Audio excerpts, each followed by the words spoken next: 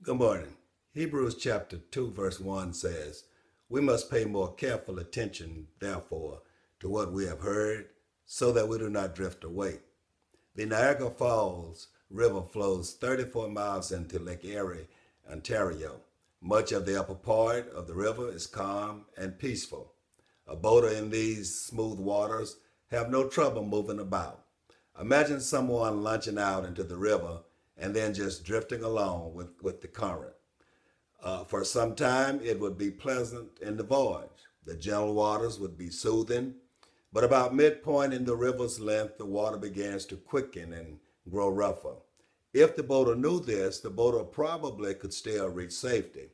But if he were foolish or inattentive and stayed in the river, it would become increasingly difficult and finally impossible to control his course. As the roar becomes deafening and the doom of the boater would only look in terror as the rushing waters would hurl him over the precipice of Niagara Falls to his destruction.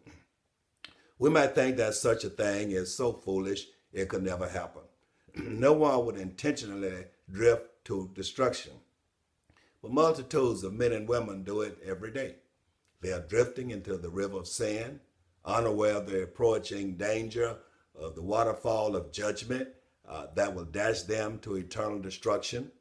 There is a very real danger in drifting because at first one drifts away from the Lord so slowly that he probably doesn't even notice.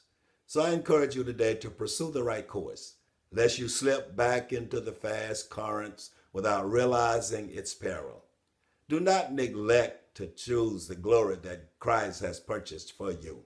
There's no escape if you ignore God's great salvation. I'm Pastor Jay. Have a good and a godly day. After all, what is a good day if it's not also a godly one?